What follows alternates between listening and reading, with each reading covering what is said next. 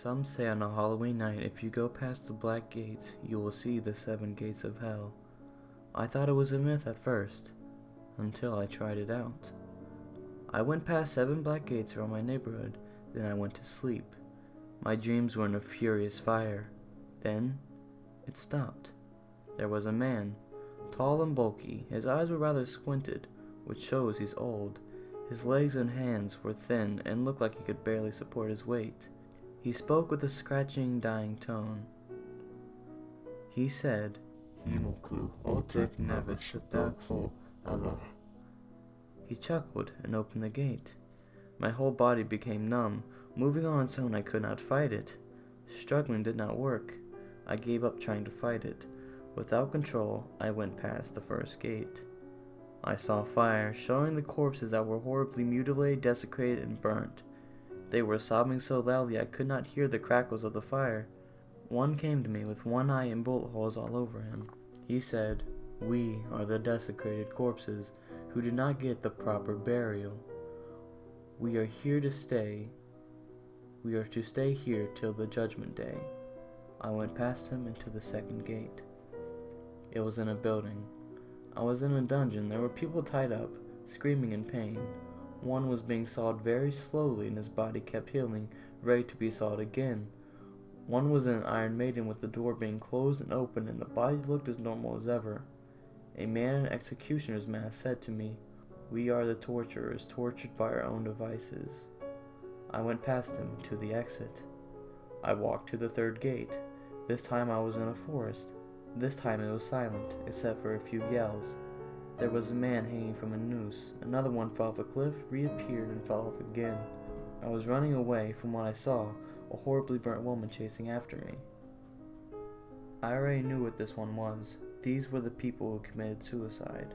I ran to the fourth gate. I was in a palace. I saw emperors, politicians, and wealthy people. An emperor was being gnawed on by lions. When the lion ripped a limb off or slashed him, the part grew back. A politician was being beaten by what looked like shadows in prisoners' clothes.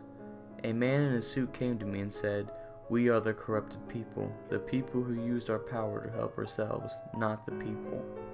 I walked to the fifth gate. I was in another room. There was a man tied up on a bed, lashed by floating spiky leather whips. A woman was being burnt by a lighter, but her screams and cries were muffled by a cloth that was used as a gag. A rather large man came up to me and said, "We are the rapists and the sex offenders paying for our crimes on earth." I ran to the sixth gate. Again I was in a room. I saw a man and a woman being stabbed, their wounds healing almost immediately. Another person was being burned alive, and another being hit and jabbed with a metal bar. I knew who these were.